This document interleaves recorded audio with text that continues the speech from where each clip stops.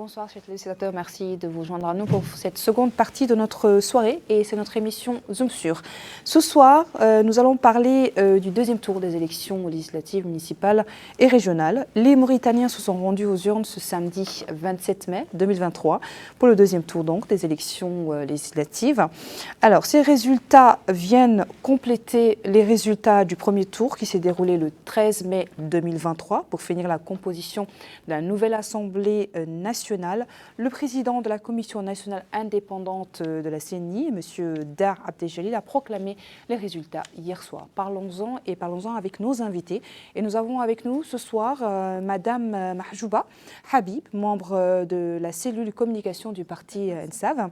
Bonsoir Madame. Bonsoir. Également avec nous M. El Khalil Mohamdi Mauloud, qui est membre du Conseil national Choura du parti de Tawassoul.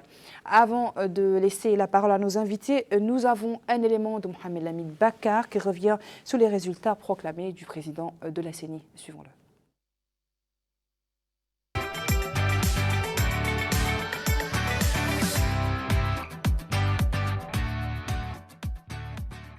Chers citoyens, grâce à Dieu, les élections du deuxième tour des élections du mois de mai 2023 se sont bien déroulées.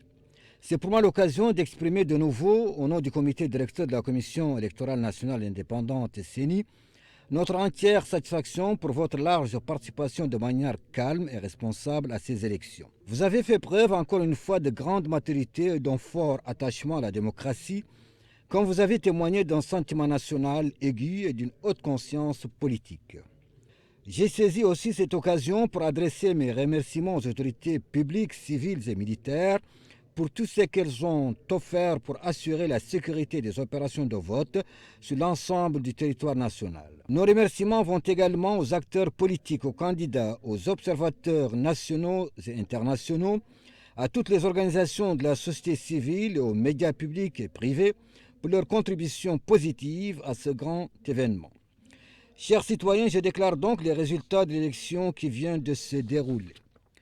Conformément aux dispositions de l'article 2 de la loi organique numéro 27-2012 du 12 avril 2012 modifiée par la loi numéro 2018-005 du 12 février 2018 relative à la création de la Commission électorale nationale indépendante, vu le décret numéro 055-2023 du 13 mars 2023 portant convocation du collège électoral en vue de l'élection des députés de l'Assemblée nationale, vu le décret numéro 056-2023 du 13 mai 2023 portant convocation du collège électoral, et en application des lois et règlements relatifs aux élections législatives régionales et municipales, les résultats du deuxième tour des élections organisées le 27 mai 2023 vient compléter les résultats du premier tour qui s'est déroulé le 13 mai 2023 pour finir la composition de la nouvelle Assemblée nationale dont le nombre de sièges a été porté consécutivement à l'accord politique du 26 septembre passé entre le gouvernement et les partis politiques, de 157 à 176 députés élus pour moitié à la majorité à deux tours et pour l'autre la proportionnelle en tour.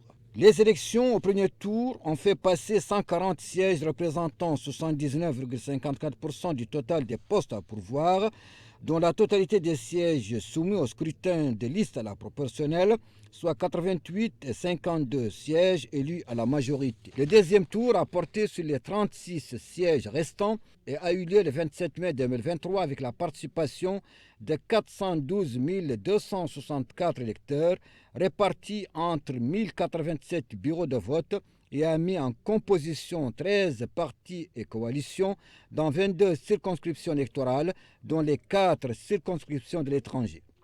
Le nombre d'inscrits ayant voté était de 265 975. Les votes nuls ont atteint 7 351 bulletins.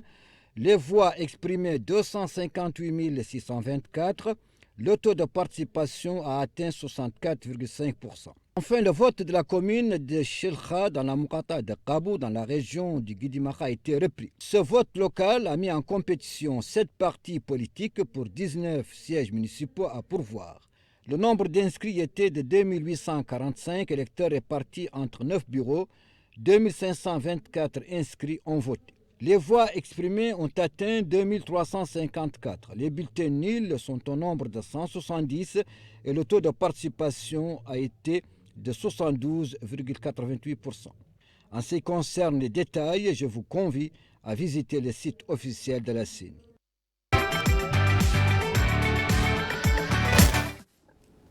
Voilà, merci à Mohamed Lamine Bakar pour ce compte-rendu. Alors, globalement, nous allons commencer par vous, honneur aux dames, Madame Mahjouba. Dites-nous globalement les enjeux de ce second tour des élections. D'accord. Donc d'abord, j'aimerais vous saluer, vous remercier pour cette occasion. Je salue également votre honorable invité. J'espère qu'on aura l'occasion d'avoir un débat digne des Mauritaniens et des Mauritaniennes, que je salue au passage. Tous les Mauritaniens qui nous regardent dans leur maison, dans leur tente, n'importe où en Mauritanie, je vous salue et j'espère que ce sera un très bon débat pour tout le monde. Premièrement, j'aimerais, avant de commencer, présenter mes condoléances à la famille du défunt, M. Omar Diop, et dire combien nous sommes touchés par ce qui s'est passé et que nous serons avec la vérité, quelle qu'elle soit. Ça, c'est la première chose. Ensuite, par rapport à votre question, je vais juste introduire rapidement. Donc, le premier tour, vous avez pu voir que nous avons gagné, le parti INSAP, à plus de vers les 59%. On a eu 59% pour les législatives. On a perdu seulement 73 communes. Et puis, nous avons pris toutes les régions. Donc ça, c'est globalement.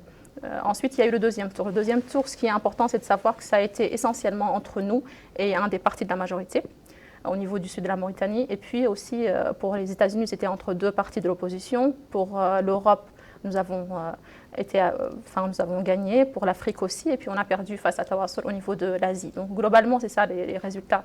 Par rapport au deuxième tour, également, il y a eu des résultats extraordinaires pour le parti. Et donc, effectivement, l'enjeu était de taille parce que nous étions inquiets par rapport à ces résultats-là. Nous voulions absolument avoir une majorité absolue au niveau du Parlement sans la majorité présidentielle. Donc ça, c'était le premier objectif que nous avions. Nous avons réussi à l'avoir.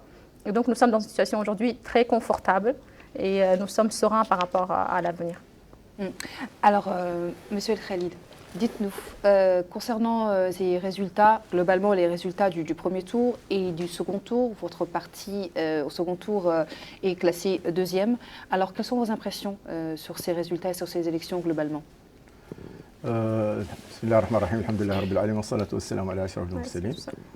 Comme ma sœur, je suis tout à fait solidaire avec la famille du défunt, rahmatullahi alayhi, et tout le monde attend la vérité parce que c'est pas normal qu'un citoyen soit tué de cette façon ou soit mort quand même dans un commissariat de cette façon. En ce qui concerne les élections, je pense que malheureusement ces élections ne peuvent pas être une référence. Elles sont décriées par tout le monde, y compris la majorité présidentielle. Seuls 3 partis parmi 25 n'ont pas demandé que ces élections soient refaites. Globalement. Globalement. 25, seulement 3 partis n'étaient pas pour que les élections soient reprises. Donc il y a eu vraiment des choses incroyables. Des ouvertures de bureaux après la fermeture. Des bureaux qui ont continué à voter jusqu'à 5 heures du matin. Bon, c'est vrai qu'il y a eu un cafouillage qui est inexplicable d'ailleurs. À Nouakchott, il y a eu des bureaux où il n'y avait pas de PV. Donc ça, c'est vraiment quelque chose de tout à fait incroyable. Les présidents des bureaux aussi n'étaient malheureusement pas au niveau. L'accord entre les partis n'a pas été respecté. La commission qui était de suivi n'a pas été suivie. On a demandé simplement des appareils pour que dans les villes quand même où il y a l'électricité, que celui qui vote, que son empreinte soit bien. Au début, ils ont accepté et puis ils disent non, c'est trop cher. Alors que les élections doivent être... Donc on pouvait faire une partie maintenant et après faire, par exemple, les capitales de région. Et malheureusement, ces élections, je crois que nous ont ramené vraiment très en arrière. Donc c'est votre avis, c'est l'avis du parti de Tawassul et une partie, vous parlez je parle maintenant, est-ce que l'autre parti de l'opposition? Je vous ai dit que tout le monde est unanime là-dessus, à part 3 partis. Donc même les gens de la majorité demandent à ce qu'on recommence les élections. D'accord. Et moi, je ne suis pas du tout d'accord. Donc, c'est tout à fait normal qu'on ne soit pas d'accord dès le début, apparemment. En fait, moi, je ne suis pas du tout d'accord. Je pense qu'il ne faut pas faire d'amalgame. Il faut parler avec des chiffres, il faut donner des preuves, il faut aller doucement. Donc, la première des choses, il ne faut pas faire d'amalgame et il ne faut pas dire aux Mauritaniens des choses qui ne sont ni exactes ni avérées. Première chose, déjà, on va revenir en arrière. On va dire que la CENI, elle a été réorganisée ou restructurée avec un consensus de l'opposition et du parti au pouvoir et de la majorité. Donc ça, c'est la première chose. Ensuite, c'est une parité entre nous et l'opposition. Et je vais dire que le comité des sages qui est à la CENI, aujourd'hui, ils sont tous d'accord à l'unanimité pour ces élections et pour dire qu'elles sont valables, qu'elles sont transparentes et qu'elles n'ont aucun problème. Moi, je ne comprends pas pourquoi le parti, que ce soit Tawas ou les autres partis de l'opposition, viennent décrédibiliser des élections alors que leurs représentants même ne le font pas. Ça, c'est la première des choses. La deuxième des choses, si vous n'êtes pas d'accord, il faut le dire pendant les élections. Il ne faut pas le dire quand vous perdez. Le problème, c'est que vous avez des bureaux, vous avez des représentants dans les bureaux. Ces représentants-là, c'est à eux de dire s'ils ont des remarques, s'ils ont des choses, s'ils ont vu des choses qui se sont mal passées, s'il y a des dépassements. Moi, je suis pas d'accord sur le fait que pendant les élections, vous dites rien. Quand les résultats sortent et qui ne sont pas en votre faveur, et là, vous commencez à parler. Il y a quand même des partis qui sont plaints de ne pas avoir reçu de PV de la part de ça, je suis d'accord avec vous qu'il y a eu des petits dépassements partout et nous-mêmes, on en a souffert. Au parti INSAF, nous sommes les premiers à être sortis pour dire qu'il y a eu quelques dépassements, etc. Et ça s'explique par plusieurs choses. Les élections ont été très compliquées parce que c'est des élections où on parle de 6 listes et le temps dans lequel elles ont été organisées, c'est un temps record. Donc effectivement, il y a eu des dépassements. Mais ces dépassements-là ne sont pas... Enfin, ils sont tellement minimes, tellement dérisoires par rapport à la quantité de bureaux. On parle de près de 4 700 bureaux, 5 000 bureaux sur toute la Mauritanie. Si vous avez 2, 3, 4 bureaux où il y a eu des petits dépassements ou des petites choses, c'est pas quelque chose de... Ça ne peut pas remettre en cause toutes les élections et remettre en cause une démocratie que nous sommes sur le point Enfin, on est en train d'avancer vers une démocratie. Si l'opposition aujourd'hui, elle s'assoit, elle dit non, je ne suis pas d'accord, je sors dans la rue, où est-ce qu'on va? Ça, Monsieur Khalil, il ne s'agit pas que de l'opposition, même des partis de la majorité décrit. Je pense qu'il faut qu'on parle concrètement. Quels sont les partis? Dites-moi quels sont les partis qui ne sont pas d'accord. Aujourd'hui, Tawas, Monsieur Khalil pourra peut-être vous répondre sur ce voilà. sujet-là. Mais juste, je finis par rapport à certains points, c'est qu'il y a des procédures. Nous sommes dans un pays où il y a des lois, où il y a une démocratie. Vous avez la CENI, nous ne sommes pas la CENI. Nous n'approuvons pas quand il y a des... Et nous le disons, mais nous pensons que globalement, les élections se sont passées correctement et dans toute la transparence. Il y a eu une certaine impartialité par rapport à tous les partis. On n'a eu aucun traitement de faveur. On a remarqué quelques dépassements, nous également, mais ils ne sont pas à la hauteur de remettre en cause toutes les élections. Ensuite, la deuxième chose, c'est que si vous avez des problèmes par rapport à tel ou tel bureau, il faut aller à la justice. Il y a des recours qu'on doit déposer. Moi, je suis choquée. J'ai entendu beaucoup de partis parler, mais aucun d'entre eux nous a dit combien de recours ils ont déposés. Où est-ce qu'ils ont déposé ces recours-là? En Mauritanie, quel endroit? Nous, et je suis sûre qu'il qu'il y a eu des problèmes au niveau des élections, que nous, on a, je ne sais pas ce qu'on a fait. Si on voulait gagner, on aurait gagné à Nouadhibou, on aurait gagné dans des endroits qui sont très importants pour nous, mais on ne l'a pas fait parce que les élections ont été transparentes. Il y a eu des dépassements, je suis d'accord avec vous. Je ne suis pas en train de dire que tout est rose, mais je dis que vous n'allez pas tout mettre, jeter le bébé avec l'eau du bain. C'est juste ce que je vous dis. Monsieur El Khalil, qu'est-ce que vous avez à répondre à ça concernant les recours ont été déposés? Est-ce que les dépassements ont été signalés à temps? Est-ce que les bureaux de vote, tous ces dépassements ont été signalés à temps à la CENI? Est-ce qu'il y a une coalition des partis? Parce qu'il y a eu quand même un meeting. Alors, comment tout ça s'écrémente? On vient aujourd'hui de déposer des recours pour les parlementaires et on va déposer encore on va encore déposer des recours pour les municipales et les régionales. Donc, le comble des choses qu'on ne peut pas nier, c'est quand on entend un directeur de campagne, le directeur de campagne de l'INSAF, qui dit que haut et fort, tout le monde doit voter, quelle que soit l'heure, et on voit des bureaux qui sont ouverts. Et malheureusement, les militaires, les gens qui gardent les bureaux, ne savent pas qu'ils doivent obéir au président des bureaux. Et quand le Wali vient, ils pensent que c'est la fin du monde et ils ouvrent les bureaux. Et tout le monde l'a constaté à Nouakchott et ailleurs, partout.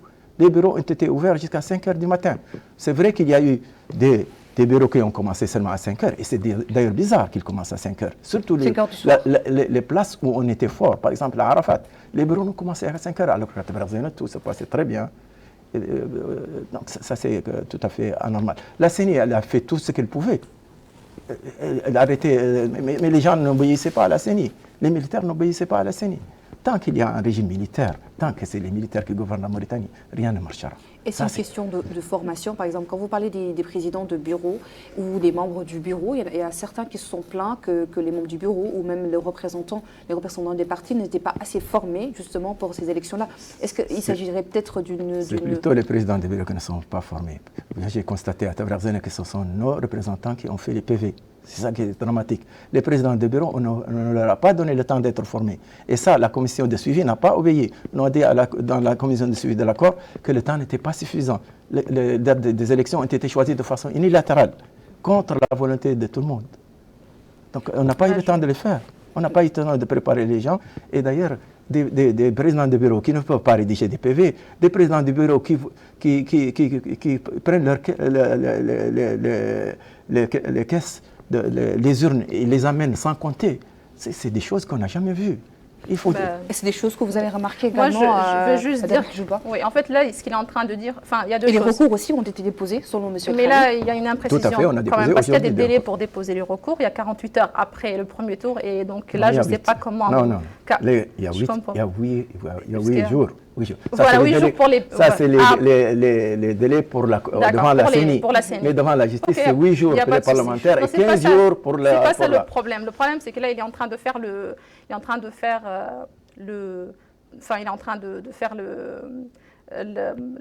tribunal, il est en train de parler de la CENI, de la critiquer, etc. Il ne parle pas de l'INSAF. Parce que tout ce qu'il dit, c'est on a subi la même chose tous. Et quand il dit les bureaux n'ont ouvert qu'à 5 heures du soir, est-ce qu'ils ont ouvert pour nous avant eux ou pas? On a été traités de la même manière. Tout le monde, ça a été ouvert à 5 heures. Après, les critiques qu'il peut avoir sur après, ça a fermé à 17 heures, etc.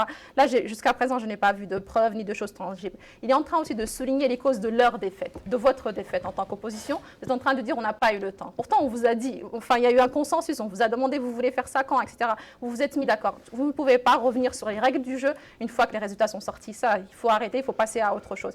Là, vous êtes en train de dire on n'a pas pu se préparer. C'est effectivement la cause. Et le vrai débat aujourd'hui, c'est pourquoi l'opposition a perdu autant de voix dans ces élections. Et il ne faut pas détourner le débat vers d'autres choses. Il faut parler des réalités. La vérité, c'est que l'opposition traditionnelle, Tawassul a gardé à peu près le nombre de sièges qu'il avait mis. L'opposition qui aujourd'hui qui est en train de tirer vers cette tension et qui, j'ai l'impression qu'elle est en train de s'apaiser parce que les choses rentrent dans l'ordre. Mais tout le bruit qu'il y a eu après le premier tour vient du fait que l'opposition traditionnelle a perdu ses viviers électoraux partout en Mauritanie au profit de Mauritaniens et Mauritaniennes qui ont voté pour le président de la République. Et c'est ça la vraie aujourd'hui l'explication. C'est pas parce que nous on a triché ou quelqu'un d'autre a triché, c'est parce que le parti INSAF c'est le bras droit et la formation politique du président de la République et qu'aujourd'hui, c'est le président de la République qui a fait la campagne. C'est son programme Ta'ahoudati. C'est tout ce qui a été fait dans le programme social. C'est tous les transferts qu'on a donnés aux femmes et aux hommes, aux Mauritaniens qui ne pouvaient pas accéder ni à des emplois parce qu'ils n'ont pas de formation, etc. Tout ce programme-là, aujourd'hui, on est en train de voir les résultats et c'est ce qui a payé. Effectivement, nous, en tant qu'INSAF, on a profité de ça et ça, c'est la réalité des choses. Mais aussi, notre plan d'action, nous, on était très bien préparés. On a travaillé avant les autres. Vous n'êtes pas seulement très bien préparés, vous avez utilisé tous les moyens de l'État. Allez-y, dites-moi ce que vous voulez. Le président qui doit être le président de tout le monde. Le président, c'est pas votre président. Ça, je ne peux pas vous laisser le dire. Le président, il a été le président de tout le monde. président de tout le monde et donc pas le président de l'INSAF. Malgré cela, on le voyait, il n'avait pas de discours. Ce qu'on voyait, c'est l'image du président dans des tentes vides. La campagne était nulle. On avait un discours, non. On a des idées, on est le seul parti qui a un programme. Effectivement, il repose sur le programme du président de la République, mais c'est tout à fait normal, c'est nous qui sommes au pouvoir. Mais dites-moi quelles sont vos idées. Nos idées, excusez-moi, je vais juste finir. Nos idées, elles sont apparues partout où le président de la République a parlé, que ce soit à Wadan, que ce soit à Jawal, que ce soit... C'est ça notre programme. Nous, notre programme, c'est l'équité, c'est l'égalité, c'est le développement économique, c'est la stabilité, c'est la sécurité. C'est quoi votre programme? Mais madame, avant qu'il réponde un petit peu à votre programme, je vais revenir sur ce que vous avez dit tout à l'heure. Quand M. Khalil a parlé de ce qu'ils ont subi avec la CENI, décrit la CENI, vous dites vous-même avoir subi la même chose. Est-ce que vous aussi, vous les rejoignez sur le recours? Non, moi je dis juste une chose. C'est qu'effectivement, la CENI, elle a fait un travail extraordinaire dans un temps record. Mais je sais que la CENI, il y a eu quelques problèmes au niveau de certains bureaux, mais je dis que c'est dérisoire. Statistiquement, quand vous avez 4000 bureaux et qu'il se passe des choses dans 10, 5 bureaux et que vous les mettez sur Facebook, vous dites que ça n'impacte en rien les résultats. Statistiquement, ça n'impacte pas, ça n'a aucune. Les tendances sont les mêmes, que ce soit 1%, 2%, disons, qui n'ont pas, où il y a eu des problèmes, etc. Ça n'impacte en rien les résultats et arrêtez de revenir non seulement sur les règles et de donner des informations qui ne sont pas exactes. alors que quand vous avez gagné dans certains endroits, vous n'avez pas dit ça. Donc mais aujourd'hui, si l'opposition décrit justement ces élections-là, est-ce que ça ne pourrait pas porter préjudice à cette démocratie justement? Moi, je pense que le deuxième tour, il n'y a pas eu de boycott. L'opposition, elle a participé. Tawasul, vous avez participé. Pourquoi vous avez participé si les élections ne sont pas, s'il y a eu de la triche ou si les élections ne sont pas transparentes? Ça veut dire que vous avez confiance en la CENI et que vous avez confiance en résultats. Alors, ça veut dire quoi alors?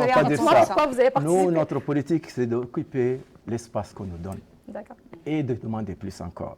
Okay, Demander de plus encore. Ce n'est pas parce que il y a une injustice qu'on va rester les bras croisés. On va prendre là où on peut prendre et continuer à demander que des élections transparentes soient faites. Donc le boycott, ça n'a jamais été payant. Et nous Tawasul surtout, est contre le boycott. Ça veut dire que les élections sont crédibles finalement? Absolument pas. Et on le crie tout le temps. Si elle était crédible, il n'y aurait pas les partis, même les partis de la majorité, à dire qu'il faut recommencer les élections. Tout le monde demande à ce que ça soit recommencé. C'est dépassé. Moi, je pense je veux juste vous répondre par rapport à ça. Je pense qu'effectivement, à la suite du premier tour, les gens n'ont pas compris les résultats parce qu'ils étaient surpris que le parti Tawasul, il a gardé, mais que les autres de l'opposition traditionnelle aient perdu autant de voix et que l'INSAF ait gagné les 9 muqata'a de Nouakchott. C'était surprenant pour eux, mais nous, c'est pas surprenant pour nous. Il les a gagnés à cause de la proportionnelle. Je vous explique à cause de quoi on a gagné. La proportionnelle. S'il n'y avait pas de proportionnelle, il n'y aurait aucune. Je vous laisse expliquer. Il y aurait un deuxième tour partout. Ils n'ont aucun. Malgré tous les vices des élections, malgré tout ce qui s'est passé, ils n'ont pas obtenu 50% dans aucune muqata'a. Je suis désolée, mais les proportionnels, nous-mêmes, à l'INSAF, on était contre au début. Et on a accepté malgré nous. Est-ce que vous pouvez nous expliquer exactement je vous explique les proportionnels, qu'est-ce que ça veut dire? En fait, au début, ils ont décidé en fait qu'il doit y avoir qu'il n'y a plus de proportionnels pour les muqata'a et nous on n'était pas d'accord, on voulait qu'il y ait des proportionnels, on a accepté comme eux ils ont accepté et une fois que les résultats sont sortis, eux ils disent non, ça nous a desservi alors que c'est faux. Je vous dis juste ce qui s'est passé au niveau des muqata'a. Nous, on a eu au niveau du parti, on était extrêmement bien préparés, on a eu ce qu'on appelle les opérations électorales. On s'est assis au niveau de chaque muqata'a avec tous les acteurs politiques et on a utilisé une application, ils nous listaient tous les gens qui sont pour le parti INSAF et une fois le jour des élections, déjà on a très bien travaillé pour l'enregistrement, eux ils étaient, je ne sais pas ce qu'ils faisaient. Vous avez travaillé en amenant les gens de l'extérieur. Non, je suis désolée, laissez-moi finir, moi je ne vous ai pas coupé. On a dit on fait un débat à la hauteur. Trop de temps. Non, c'est elle qui organise. C'est elle qui organise. Plus que moi, si vous avez chronométré. Non, vous aurez le temps. Vous aurez le temps. J'ai presque fini. Je voulais juste dire qu'on s'est préparé très bien par rapport à ça et que le jour des élections, on envoyait des messages aux acteurs politiques pour leur dire vos électeurs sont à 30%, à 60%, il faut ramener les gens. La logistique a été extrêmement bien pensée. On a travaillé sur la communication. Les messages du parti étaient très clairs. Je veux revenir sur un truc qu'il a dit tout à l'heure, que nous, on a utilisé le président. Le président était à égale distance de tout le monde, ça c'est la vérité. Et nous, ça nous a desservi parce qu'il a donné le même montant à tous les partis politiques. Il était à égalité. Il y a eu un apaisement extraordinaire. Il a ouvert ses portes à l'opposition depuis qu'il est arrivé jusqu'à aujourd'hui. Donc ça, je ne peux pas vous le laisser dire ça. Madame, essayez de chronométrer. Oui, prenez tout le temps. Oui, dites-nous, aujourd'hui, comment le parti Tawasul et globalement les partis de l'opposition ont fait pour se préparer justement, et les accusations que vous portez à la CENI, à INSAF aujourd'hui, elles sont fondées sur quoi? Elles sont fondées, ce n'est pas seulement la CENI, le seul reproche qu'on lui fait, c'est que elle a mal choisi son staff. Donc, elle n'a pas eu le temps aussi de les préparer suffisamment. Mais le plus grand reproche, c'est le reproche qu'on fait à l'INSAF, qui utilise aussi bien le symbole présidentiel que les moyens de l'État, tous les moyens de l'État. Et donc, ça, c'est vraiment... Ça, c'est faux. Et en plus, il transporte des populations dans des localités qui n'ont rien à voir. On a vu des centaines de gens de la vallée du fleuve venir. Ils ne savent même pas une rue. Ils votent à Ouad el-Naga, à Nouakchott, à Tafraq Zena, alors qu'ils sont à Sebkha. Il y a eu vraiment un déplacement de population qui fausse toutes les élections.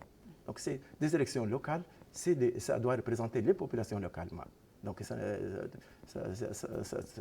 en plus de l'ouverture des bureaux dans des heures hors de temps normal, donc tout ça a faussé les élections. Et c'est pourquoi tout le monde est mécontent des élections. Tout le monde, vous demandez à n'importe qui, il vous dit que ces élections nous ont ramenés bien avant l'ère de Mouawiya. Alors aujourd'hui, vous décriez l'opposition par votre voix, décrit les élections. Mais quelles sont aujourd'hui, qu'est-ce que vous attendez aujourd'hui? Qu'est-ce que vous attendez? Ces élections que vous décriez. Nous attendons d'abord que la justice rende son verdict, parce qu'on a déjà des recours et nous espérons. Vous voyez par exemple. Et le recours, vous demandez à ce que ces élections soient annulées. Bon, l'opposition de façon globale, elle veut que ça soit recommencé partout. Mais nous, Tawassul, nous avons bien ciblé des bureaux. On veut que ces bureaux, on recommence le vote. Il y a des bureaux aussi, par exemple à Arquiz, qui ne dépendent pas d'une mairie, qui ont été transportés dans une autre mairie. Et ça, nous voulons aussi que ça soit annulé. Et j'espère que le Conseil constitutionnel va les annuler parce qu'ils ne sont pas dans cette Mouqata. Donc, ils ne doivent pas voter dans cette Mouqata. Donc, les délais encore, il y a 8 jours après les élections pour le Conseil constitutionnel, en ce qui concerne les parlementaires. Et il y a 15 jours pour la région. La région, on n'a pas encore déposé de recours. Mais on va le déposer très bientôt, Inch'Allah, avant les étés. Nous espérons que la justice rende, au moins, essaie de rectifier un peu de ces erreurs. Bon, pour l'avenir, bien sûr, nous voulons qu'il y ait quelqu'un qui n'a pas un certificat de résidence ne doit pas être inscrit sur la liste. Les listes électorales doivent être couplées avec l'état civil. Vous regardez par exemple en Turquie, tout à l'heure, entre le premier tour et le deuxième tour, tous ceux qui ont atteint 18 ans ont été intégrés on réussit à voter. Donc, entre deux tours, il y a eu de nouveaux électeurs. Donc, ça, nous, on doit au moins s'en approcher un peu. Et la Turquie aussi peut nous aider dans ces élections pour une rapidité des résultats. On a attendu une semaine pour avoir les résultats, alors qu'il y a même pas 2 millions. Mais c'est peut-être dû aux 6 listes qui existaient déjà, les 6 listes de vote? 6 listes pour 2 millions de personnes, c'est rien du tout. Mais le problème, c'est qu'on n'a pas centralisé dans les Mouqata. Ici, même en Nouakchott, il devait y avoir, les résultats devaient être publiés par Mouqata et après par région. Non, on a tout concentré à la CENI et ce n'est pas normal. Et c'est même contre la loi. Bon. Normalement, chaque département doit annoncer les résultats. Et on peut attaquer ces résultats devant la wilaya. Et la wilaya doit annoncer, on peut attaquer les résultats devant la CENI. Non. Le résultat, ça a été annoncé seulement par la CENI. Et si aujourd'hui, ces résultats que vous décriez au niveau des... Parce que Tawassul décrit les résultats au niveau de certains Mouqata, au niveau de certaines zones. Si aujourd'hui, ces élections, la justice rejette votre recours, quel est l'avenir politique que vous dédiez à ce pays Nous espérons qu'il y aura un dialogue, le dialogue d'ailleurs qui a été déjà annoncé, qui a été arrêté à mi-chemin. Nous espérons que ce dialogue va commencer et qu'on aura des règles. Il y aura des règles, les moyens de l'État ne doivent pas utiliser, les gens qui n'ont pas de résidence qui ne sont pas résidents dans une Mouqata ne doivent pas voter dans cette Mouqata. On peut améliorer, il faut qu'on avance, il faut que ce pays avance, sinon on ne pourra pas se développer. Mais est-ce que l'opposition est d'accord avec vous aujourd'hui concernant la reprise de ces élections par zone ou globalement? L'opposition, elle est globalement pour que tout soit recommencé. Par contre, Tawassul veut seulement... Tawassul, non. Nous, on a une politique. C'est qu'on est réaliste. C'est que des gens disent que c'est du pragmatisme. Oui. En politique, il faut être pragmatique. Il faut prendre ce que tu peux prendre et demander plus. Donc, ce n'est pas parce qu'on ne va pas tout annuler qu'on ne demande pas que localement, ou là, on a réussi à avoir des preuves. Malheureusement, notre grande faiblesse, c'était ne pas avoir suffisamment amassé de preuves. On aurait dû amener des témoins pour montrer que ces bureaux sont en train de voter hors du temps. Ça, malheureusement, on ne l'a pas fait. Mais quelles sont les preuves dont vous disposez là maintenant? Quelles sont les preuves dont vous disposez là maintenant? Vous avez eu beaucoup de temps là. Non, vous aurez voulu aussi le temps de répondre. Quelles sont les preuves dont vous disposez? Malheureusement, il y a des preuves que vous n'avez pas. Et quelles sont les preuves dont vous disposez maintenant qui permettent d'étayer justement votre recours? Bon, malheureusement, je n'ai pas vu le recours aujourd'hui, mais je sais qu'on a compilé nos extraits, on a comparé avec la CENI et on a vu des différences. Donc nous espérons que la justice va rectifier ces erreurs. Pour nous, ce sont des erreurs. Pour les bureaux qui ont été ouverts aussi en dehors de nous, nous espérons que la justice annulera ces bureaux. Et si tout ça entache les résultats, nous espérons que ça va être recommencé. D'accord. Alors, Madame Mahjouba, les accusations de M. El Khelif, le vote des non-résidents, On est dans certains crachets, certains morata. Alors, il y a aussi l'utilisation des moyens de l'État. Qu'est-ce que vous répondez à ça, globalement? Moi, je suis d'accord là. Pour une fois, on est d'accord sur l'aspect et sur le fait que les recours, c'est le seul moyen. Donc là, ils sont en train de se diriger vers ça. Les recours, effectivement, s'ils arrivent à 70%, à 80%, le Conseil constitutionnel, c'est lui qui décidera, ou la Cour suprême. Donc là, on est tout à fait d'accord. Ça, on est d'accord dessus. Mais nous pensons qu'on est beaucoup trop loin de ces proportions-là. On est vraiment beaucoup très loin par rapport à ça. Après, sur les questions des résidents qui peuvent voter ou pas, etc., je pense que la prochaine fois, Tawasul pourra le proposer, lui, pour négocier tout ça. C'est des choses qui ont été négociées en amont. C'est pas aujourd'hui qu'on doit parler de ça, quand les résultats sont déjà sortis. Après, par rapport à ça, je pense que tout le monde a eu son lot des tactiques, des stratégies, etc. Moi, je ne pense pas qu'au niveau de l'INSAF, on ait recouru à ce genre de pratique, mais je ne dis pas que ça n'a pas eu lieu à un endroit ou à un autre. Moi, je suis en train de dire que tout est parfait. Je sais qu'il y a des stratégies, il y a des politiques, et chacun essaye d'avoir le maximum de voix par-ci, par-là. Mais je pense aussi dans la légalité. Je pense aussi que des Mauritaniens, ils habitent dans ils ont leur appartenance et leur origine dans certains endroits. Ils préfèrent faire nommer un certain candidat ou parce qu'il les représente plus. Ça arrive. Mais je ne pense pas que ce soit quelque chose qui est changé. La preuve, c'est changer le cours des choses ou le résultat globalement. La preuve, c'est que sur les listes nationales, nous, on a été les meilleurs. On a eu 7 pour la liste nationale mixte. C'est toute la Mauritanie qui vote. Là, il n'y a pas de régional, il n'y a pas de... On a eu, pour les femmes, on a eu 7 également, ce qui est un record. Pour les jeunes, on a eu 4. Et eux, ils arrivent beaucoup très loin derrière nous. Ils ont 4, par exemple, pour Tawasul. Donc ça, c'est un consensus national. Ça veut dire que les résultats sont cohérents globalement. On a eu les régions, on a eu les municipales, on a eu les législatives, on a eu les listes nationales, parce que les gens ont voté pour un programme. Et ça, c'est ce que j'arrête pas de répéter, alors qu'eux, ils reviennent sur des arguments par rapport à la manière dont les élections ont été faites, ont été organisées. Ça, c'est des choses... Vous auriez dû en parler beaucoup plus tôt, ou vous allez en parler les prochaines fois. Mais en tout cas, ce n'est pas ce qui explique ni les résultats, ni pourquoi les gens ont voté pour une SAF. Et pour l'utilisation des moyens de l'État, par contre, ça, c'est une accusation. Moi, je pense que l'opposition, de façon générale, parle beaucoup sans preuve et elle jette des accusations par-ci, par-là. Moi, je ne pense pas que les moyens d'État ont été utilisés. Je pense que certains... On a filmé des voitures essayées devant les bureaux pendant la campagne. Non, je réponds... C'était visible dans toutes les... Excusez-moi, je réponds juste. On n'a pas de leçon aussi à apprendre. On a filmé les ministres aussi. On n'a pas de...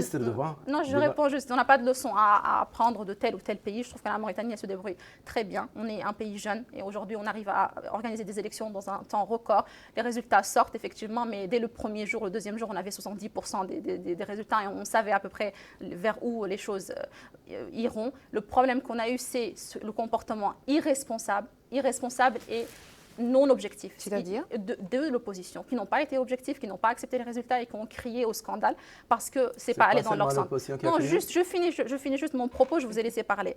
Là, pour Tawasul, ils veulent recommencer dans 1 ou 2 bureaux, on n'est pas contre. Nous, on n'est pas contre. Nous, on pense qu'il y a des règles qu'il faut respecter. Si les recours le CNI, elle décide, ou la Cour constitutionnelle décide, le Conseil constitutionnel décide qu'on doit refaire les élections dans un tel ou tel bureau, on n'est pas contre, mais que toutes les élections soient refaites, ça c'est inconcevable et inadmissible. Vous accompagnerez justement l'opposition ou Tawasul justement pour la Cour leur demande pour certains bureaux. Nous n'avons aucun problème à refaire pour certains bureaux si la justice le décide. Vous à dire que c'est l'opposition qui demande.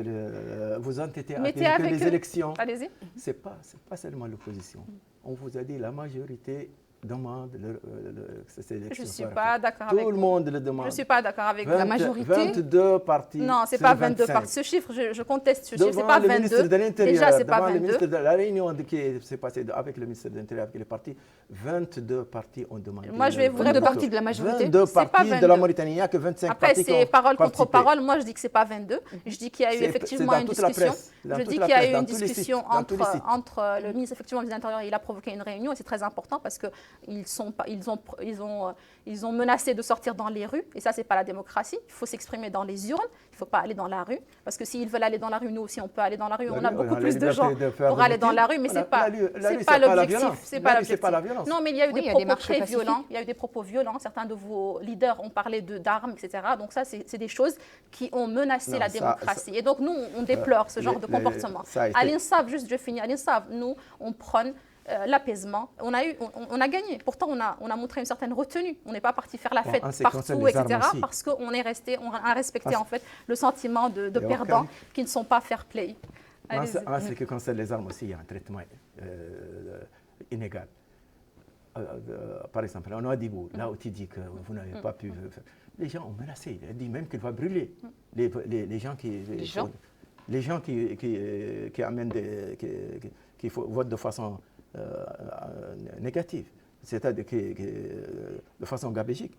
Il a dit qu'il va casser leur voiture. Et il est là, il est maintenant maire, on ne lui a rien fait. Alors que l'autre, quand il a dit seulement, il a rappelé que si ça continue comme ça, les militaires vont prendre les armes contre. Ce n'est pas lui. Il a dit, moi je suis...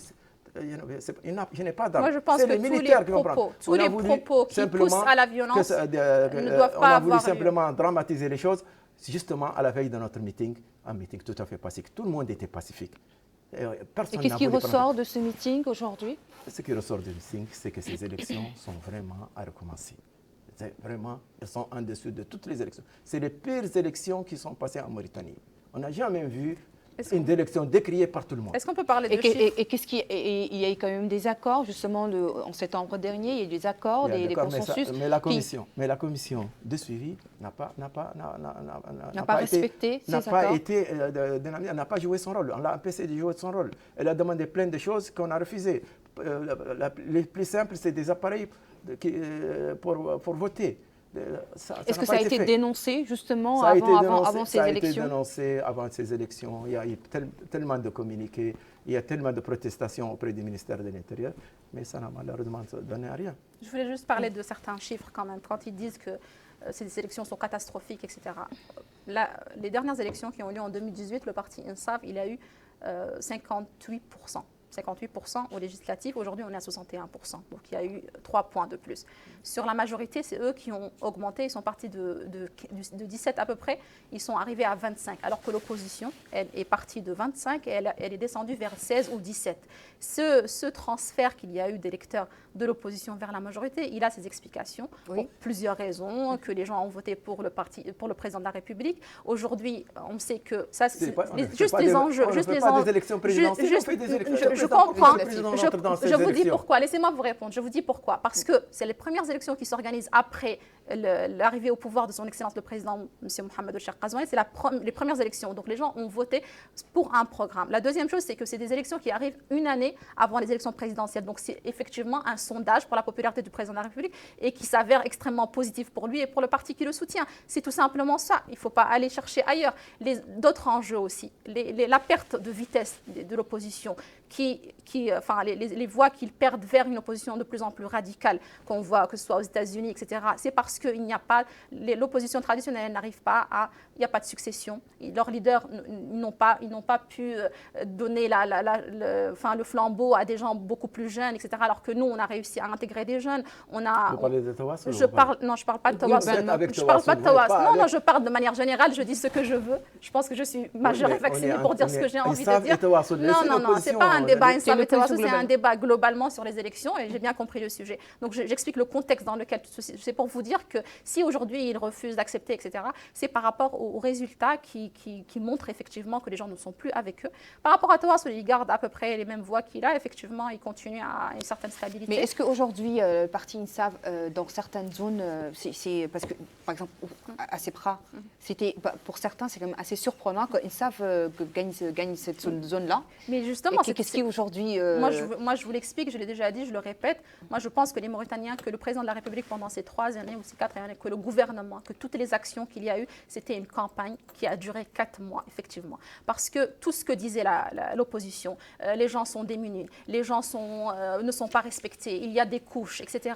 Il n'y a pas d'unité nationale. Tout ce discours-là de l'opposition, c'était le discours du président de la République et c'est lui qui a demandé à ce que les gens soient égaux et c'est lui qui a demandé à ce que les plus démunis qui votaient contre le parti ou contre le gouvernement, qu'on les respecte, qu'on leur donne leurs droits. Et aujourd'hui, nous, on paye tout simplement le résultat de ce programme-là. Et ils ne peuvent pas aujourd'hui remettre en cause des élections juste parce qu'ils n'ont pas gagné. Direz-vous aujourd'hui que vous êtes favorisé, que le parti INSAF est favorisé grâce au président de la République? Moi, je pense effectivement, il y a plusieurs choses. On est favorisé effectivement parce que le gouvernement a très bien travaillé et que nous sommes la formation politique qui est au pouvoir aujourd'hui. Nous sommes favorisés parce que le président de la République est plébiscité. Aujourd'hui, il y a un plébiscite au niveau de tous les Mauritaniens. Enfin, vous utilisez les moyens de l'État? Non, on n'utilise pas les moyens de l'État, excusez-moi. Et la dernière des choses, chose, c'est que nous, on est très bien organisé. Il y a une restructuration au niveau. Son premier symbole, moi, je vous ai laissé.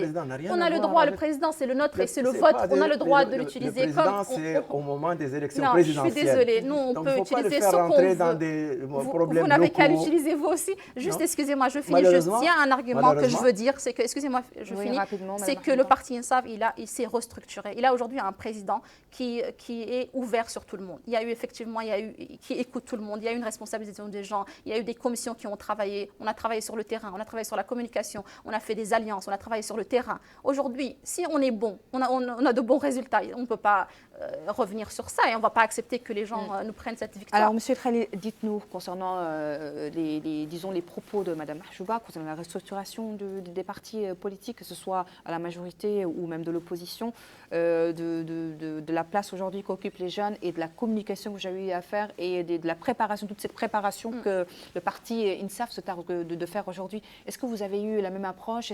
Quelle est l'approche aujourd'hui que vous avez adoptée, vous, pour ces élections, justement? Nous avons bien préparé nos élections, mais comme je l'ai répété déjà plusieurs fois, ces élections ne sont pas transparentes, ne sont pas honnêtes. Des élections honnêtes, le président de la République ne doit pas être impliqué dans ces élections. Les moyens de l'État ne doivent pas être impliqués on ne doit pas avoir des voitures SIG devant des bureaux, on ne doit pas avoir des ministres laisser leurs bureaux de façon tout à fait claire, aller faire campagne partout. Tous les directeurs et menacer directement des fonctionnaires. Si vous ne votez pas pour INSAF, vous allez être... Ça c'est dit publiquement. On va vous sanctionner, on va voir... Tous les ministres ont dit ça dans toutes les régions. Ils ont menacé les fonctionnaires. Je suis sûr que vous avez été menacé par votre directeur de la télévision. Et on a ouvert des bureaux. Tel ministre théâtre, le bureau du stade, tel ministre théâtre, tel bureau. Et les employés, on les oblige à s'inscrire dans ces bureaux-là. Aujourd'hui, la CENI n'est pas là pour répondre, mais j'aimerais quand même poser la CENI n'est pas là pour un petit peu répondre et être un petit peu... Voilà. Est-ce que, justement, ces ministres ont le droit de faire des campagnes? Ils ont le droit de faire des campagnes, mais pas de menacer leurs employés. Pas de les forcer à s'inscrire dans des bureaux donnés. Je suis désolée, personne n'a été menacé. C'est dans toutes les presses. Tous les ministres dans toutes les régions ont parlé le même discours. C'est le même discours. Aujourd'hui, ce ne sera pas comme autrefois. Celui qui ne vote pas sera sanctionné. On va faire. Ça a été répété partout, par tous les ministres. Tout le monde a écouté ça. Personne ne peut le démentir. Sauf peut-être la présidente d'INSAF. Non, moi je peux vous dire ce que je pense de ça.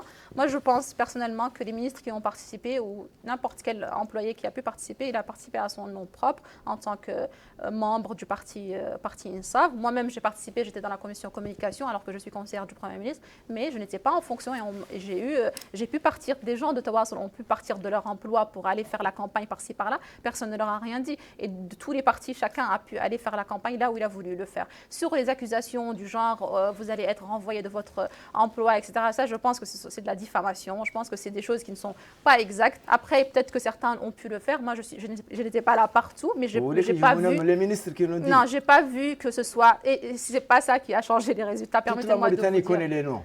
Mais je pense pas que c'est ça qui a changé les résultats. C'est enregistré partout. C'est pas ça qui a changé les résultats. Comme preuve, vous pouvez l'enregistrer comme preuve pendant votre cours. Bien sûr, on va l'utiliser. Moi, je peux juste vous dire que j'ai couvert la campagne médiatiquement. Je filmais les meetings à l'intérieur du PEXTA. J'ai jamais entendu un seul représentant de l'INSAF dire vous allez être renvoyé si vous ne votez pas pour l'INSAF. Ça n'a jamais existé. Maintenant, mais je laisse le monsieur dire. Pour revenir un peu sur les résultats, quelles sont les perspectives pour ces élections-là aujourd'hui en Mauritanie? Les résultats actuels, comment ça va se dérouler? Quelle est la prochaine étape concernant l'INSAF? Voilà, moi je pense que aujourd'hui, tout ce qui est élection non transparente, à revoir, etc., je pense que c'est dépassé. C'est derrière nous. On attendait juste le deuxième tour. Le deuxième tour a été confirmé. Moi, je pense personnellement que c'est fini. Il y a quelques recours. On va voir leur ampleur. Je pense que c'est vraiment minime. Donc tout ça est derrière nous. On aura un nouveau Parlement.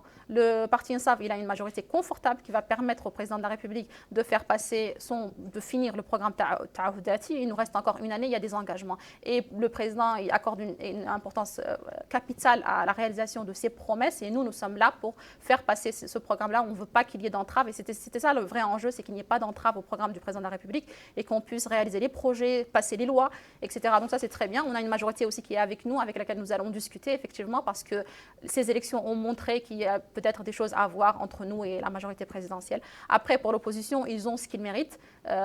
Globalement, ils sont à peu près au même niveau que la dernière fois, et sauf que la répartition est différente. Il y a eu, moi je vous dis, il y a eu des candidats qui sont partis de partis traditionnels connus dans l'opposition et qui ont été candidats dans d'autres partis et qui ont gagné. Ce qui veut dire que c'est ces personnes-là qui ont les électeurs et non les partis eux-mêmes. Et ça pose, vous avez des problèmes en interne, ce n'est pas notre problème à nous.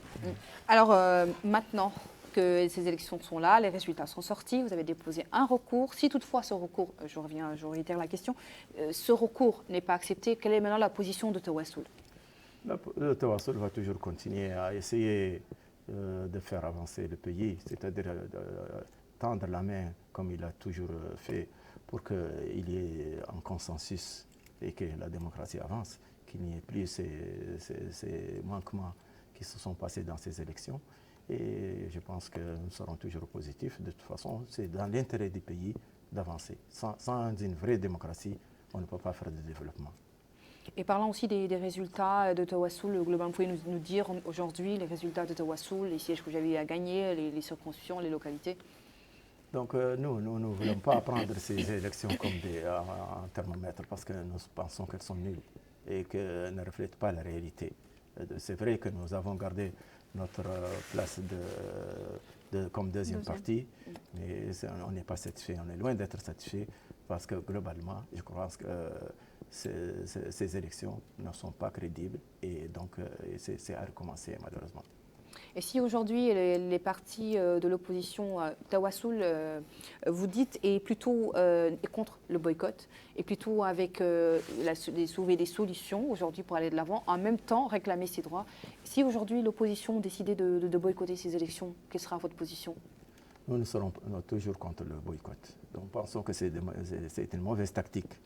Quand on vous opprime, vous prenez ce que vous pouvez prendre et vous réclamez plus. Le fait de laisser la chaise vide, ça n'a jamais été notre problème. Et ce n'est pas la première fois que nous décidons de solidarisation de l'opposition. Vous vous rappelez, quand l'opposition a boycotté, nous, on a participé. Et donc, on est contre le boycott. Et on pense que ça ne paye pas. Ça tue d'ailleurs. Et les électeurs ne suivent pas le boycott. Les Mauritaniens ne peuvent pas boycotter. Il faut qu'ils participent. Pour le taux de participation sur ces élections, déjà le premier tour et le second tour, est-ce que vous êtes satisfait aujourd'hui de ce taux de participation? Justement, le taux de participation, malheureusement, il a été gonflé aussi parce que ces élections étaient des élections d'argent. Il y a eu tellement d'argent qui a été investi. C'est-à-dire? C'est-à-dire que des gens qui ont payé 30 millions pour des partis, des petits partis pour être candidats. Il y a tellement de gens qui ont gagné à cause de l'argent. Et c'est ça qui est dramatique encore. Peut-être pour avoir un passeport diplomatique. C'est dramatique. Quand les gens qui ont l'argent... Des partis de la majorité? Les partis de la majorité, bien sûr. S'ils partent à l'opposition, ils n'auront pas... Les partis d'opposition ne vendent pas leur candidature. C'est malheureusement les partis de la majorité qui ont été achetés par des gens qui ont de l'argent et qui ont gagné malheureusement. Et un parlement, c'est un parlement qui va, elle te dit, elle est contente, parce que c'est un parlement de gens qui sont riches. C'est des gens qui ont acheté des Vous avez regardé leur compte bancaire, comment vous savez qu'ils sont... Selon vous, tout le monde parle des montants. Tu n'as qu'à regarder... Et les gens de l'opposition aussi sont riches, ceux qui sont arrivés au Parlement. Sont riches aussi. Quel qui est riche? Moi, je ne sais pas pourquoi on parle de ce sujet. Donc, globalement, vous dites que si vous acceptez ces élections, les élections ne vont pas être refaites, par exemple, ce ne sera pas refait, et on va accepter les élections, c'est une supposition. Et vous représentez aujourd'hui une partie des Mauritaniens à l'Assemblée. Quelle sera votre force aujourd'hui pour justement défendre les intérêts de ces Mauritaniens contre ce parti, INSAF, déjà, que vous décriez? J'espère que... je crois que les Mauritaniens sont très mécontents de l'INSAF. C'est vrai qu'ils ont faim, et qu'on peut avec 10 000 Ougas acheter leur voix, mais ça ne va pas continuer. Ça ne va pas continuer. Les gens, quand ils auront pris les 10 000 et qu'ils savent que maintenant, demain, ils ont encore faim. Et quelle sera aujourd'hui votre stratégie de travail au sein de l'Assemblée? Notre stratégie, ça sera toujours la même, c'est-à-dire essayer que ces masses soient conscientes et qu'elles sachent que les élections, c'est pour changer, ce n'est pas pour continuer la même chose. Ce n'est pas pour continuer les mêmes gens qui ne développent pas le pays. Ce n'est pas avec 10 000 ouguiya, 20 000 ouguiya qu'on te donne pour manger une semaine. Il faut faire des projets. Il faut faire le programme du président pour distribuer de l'argent, d'accord, pour des pauvres, mais il valait mieux faire des projets. Il faut apprendre à quelqu'un à travailler. Ils ont fait des projets aussi, je suis désolée. Je veux juste rebondir sur certaines choses. Donc d'abord, 10 000 ouguiya, ce n'est pas ça qui va changer la voix de quelqu'un. Les gens ne s'achètent plus. Ça, je ne sais pas si vous êtes toujours dans les années 90 ou je ne sais pas ailleurs. Aujourd'hui, tout le monde a Internet, tout le monde est conscient, tout le monde connaît ses droits, tout le monde, le moindre petit truc, les gens sortent à la rue, crient, demandent leurs droits. Aujourd'hui, on n'achète plus les gens de cette manière, en tout cas pas comme ça. Ensuite, autre chose. On a eu des ralliements au niveau de l'INSAF, des ralliements de l'APP, des ralliements de certains partis qui étaient avec. Il y a eu même quelqu'un de Tawassul qui est venu se rallier à nous, etc. Donc ça, la scène politique, elle est claire. Il y a eu des ralliements, c'est ça qui explique qu'on est en train de gagner en popularité. Sur la question de la distribution de cash transfert que le président de la République a fait, c'est qu'on sait tous que les projets, il y a eu énormément de projets, je ne vais pas les citer aujourd'hui dans tous les domaines, dans tous les secteurs, que ce soit la pêche, l'agriculture, c'est le gouvernement qui a fait le plus de projets et le plus d'actions concrètes, mais on sait que les projets, c'est des projets à moyen, des fois à long terme, et on ne peut pas attendre. Il y a eu 2 crises, il y a eu la crise du Covid, on a eu la crise de l'Ukraine. Les gens ont risqué de mourir de faim. On ne va pas attendre que des projets apportent enfin, qu'il y ait un impact et qu'on voit les effets sur les gens. Et ça, c'est la première fois que un président de la République a le courage de prendre de l'argent directement, des milliards qui ont été donnés directement aux Mauritaniens, parce que ces gens-là, ils ne peuvent pas attendre. Ils ont faim. On a fait le pari de parier sur ces gens, qu'ils ont le droit de bénéficier des richesses de leur pays. Ils ne vont pas attendre que des recettes du gaz ou des recettes du poisson passent par des projets pour qu'elles arrivent enfin chez eux. On a pris directement, c'est la première fois qu'on prend directement les ressources. On a pris du poisson, on l'a donné directement, on a pris de l'argent, des mines, du gaz, on l'a donné directement à la population. On n'a pas donné 10 000 ouguiya à quelqu'un, mais on lui a donné ce dont il avait besoin et on l'a écouté. Est-ce que c'est peut-être la manière dont l'opposition perçoit justement ces dons-là? C'est comme non, ça n'a pas été donné en période électorale et ça n'a pas été donné par le parti INSAF, ça a été donné par le gouvernement de façon équitable. On ne demande pas aux gens, vous êtes avec qui avant de leur donner. On a donné ça à tout le monde. Ça, c'est quelque chose que l'opposition refuse de reconnaître, c'est que le parti au pouvoir, c'est le parti du gouvernement, c'est celui du président de la République et on bénéficie aujourd'hui de ça. Mais juste pour revenir sur autre chose, quand même qu'il y a une avancée importante, c'est qu'aujourd'hui, on a eu une liste pour les jeunes. Ça n'existait pas. Je voulais en parler avant qu'on termine. C'est le président, la première fois qu'on donne cette chance-là aux jeunes et nous, on a réussi à avoir 4 places, donc ça c'est très important. Après moi, je suis allée dans toutes les Muqata'a à Nouakchott et j'ai participé à la campagne avec certains candidats, des candidats de l'INSAF, j'ai vu certains candidats de la majorité, il y a eu des discours politiques innovants, j'étais dans une salle avec un candidat du parti INSAF au niveau de théâtre, il y avait toutes les couleurs dans la salle, je vous assure, il y avait du social, il y avait des écoles, il y avait énormément, il y avait un discours d'unité nationale, il n'y avait pas d'argent. Effectivement, après, je dis pas que tout le monde est net et que tout le monde a fait la campagne correctement, mais je dis que de façon générale, il y avait des idées, il y avait des messages forts et qui ont apporté des résultats. Alors, Madame Hajouba, je vais vous poser la même question que j'ai posée à El Khalil. L'opposition décrit aujourd'hui ces résultats. Vous êtes à l'Assemblée des oppositions, vous êtes à l'Assemblée aujourd'hui. Comment votre parti, ou les places que votre parti occupe au sein de l'Assemblée, ou même dans toute la Mauritanie aujourd'hui, comment vous comptez travailler avec cette opposition-là? Après, nous, ça a toujours été notre position. On est ouvert à tout le monde. On est dans l'apaisement. Ça, c'est la volonté du président de la République qui a toujours voulu qu'il y ait un apaisement politique et il a ouvert ses portes à l'opposition. Nous, on est au niveau du parti INSAF, on est dans la même lignée. On est ouvert à tout le monde, même que ce soit. On a eu des petits différends avec les partis de la majorité. On a eu une concurrence sur certaines, etc. Mais aujourd'hui, on est ouvert sur tout le monde. On est prêt à discuter avec tout le monde. On est prêt à trouver les consensus qu'il faut, le dialogue qu'il faut. Il n'y a aucun problème par rapport à ça. Et finalement, ce qu'on cherche à tous, c'est l'intérêt des Mauritaniens. On veut juste qu'il n'y ait pas de comportement irresponsable ou qui pousse à l'insécurité ou qu'il y ait des amalgames ou qu'on mente aux Mauritaniens. C'est tout ce qu'on demande. Votre avis aujourd'hui, M. El Khalil, concernant ces élections, vous êtes contre, vous décriez ces élections. Est-ce que c'est l'avis aussi des observateurs nationaux et internationaux? Est-ce que vous avez déjà eu vent de leur avis? Malheureusement, je n'ai pas vu d'observateurs pendant ces élections. Donc je ne peux pas parler des observateurs. Mais je sais que le Mauritanien, lui, il est unanime à décrier ces élections. Ça, je crois qu'à part l'INSAF et un ou deux partis avec lui. Des gens tout le honnêtes monde- et objectifs. Oui, donc seulement 3 personnes, 3 partis sur 23 sont honnêtes, alors que les 22 autres sont malhonnêtes. Ils sont de mauvaise foi, en tout cas. S'ils ne sont pas honnêtes, ils sont de mauvaise Ça foi. m'étonne quand même. D'accord, Sans de très globalement, mauvaise foi. avant de finir, j'aimerais que vous reveniez un peu sur le programme que vous comptez mettre en œuvre, que vous comptez élaborer, mettre en œuvre, comptez élaborer aujourd'hui au sein de cette assemblée, que ce soit aussi à l'intérieur du pays pour les législatives, les municipales et les régionales. Aujourd'hui, l'avenir que vous voyez justement pour l'avenir politique du pays. Donc j'espère Parce que nous préparons, parce que nous préparons quand même on aura après des élections présidentielles. J'espère que le gouvernement qui va venir va écouter l'opposition pour améliorer notre système démocratique. Il faut qu'il y ait des présidents de bureau formés, ce n'est pas n'importe qui. Et en général, on prenait les enseignants, je ne sais pas pourquoi cette année, on a pris des gens de la rue, n'importe où. Donc les enseignants du primaire, du collège, les former sur les bureaux, pour être des présidents de bureau, et qu'on aille vers des élections présidentielles dans de meilleures conditions. Que l'électricité, que le président dit que l'électricité va être partout. Ouais. Donc qu'il y ait ces machines partout et qu'on ne peut pas transporter des gens pour voter d'une zone à une autre. Et que le vote soit transparent. C'est ce que j'espère pour la Mauritanie et que ce soit vraiment de bonnes élections présidentielles qui vont nous amener à l'avenir, Inch'Allah. Et concernant la suite du recours que vous avez déposé aujourd'hui, comment vous espérez justement que tout ça évolue? J'espère que la justice, j'ai confiance à la justice de mon pays, j'espère qu'elle va nous rendre justice et que les preuves que nous avons amenées, qu'elle va les écouter et que ça va influer sur certains bureaux. Ok. Madame Mahjouba, l'avenir politique aujourd'hui de INSAF? Moi, je pense qu'on se porte extrêmement bien et on est très content de la situation actuelle.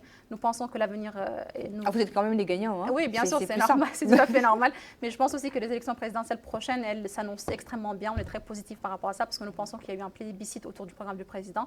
Nous comptons faire accélérer les choses pour que les projets dans toute la Mauritanie, que ce soit l'électricité, les projets dans les secteurs porteurs, les emplois pour les jeunes, que tout ceci se fasse. Nous serons là au Parlement pour voter toutes ces lois, tous ces projets pour que tous les Mauritaniens puissent profiter de leur richesse et qu'on ait un pays qui soit bientôt émergent, nous l'espérons, Inch'Allah. En tout cas, on est confiant. Et un dernier mot, M. El Khalil? Bon, j'espère que justement on va avancer, on ne verra pas la prochaine fois des élections décriées par tout le monde et que le gouvernement il va essayer de travailler pour avoir des élections transparentes et honnêtes surtout, c'est-à-dire sans utilisation des moyens de l'État. D'accord, merci beaucoup merci Madame Mahjouba Habib. Je rappelle que vous êtes membre de la cellule communication du parti INSAF. Merci également à vous, Monsieur El Khalil Mohamdi, j'espère que je vais écorcher votre nom, Mauloud, membre du Conseil national Ashura du parti Tawassoul. Merci à vous d'avoir répondu à nos questions. Merci également à toute l'équipe technique et rédactionnelle qui nous a accompagnés tout au long de cette émission. Et très bonne suite de programme sur El Mauritania. Bonne soirée.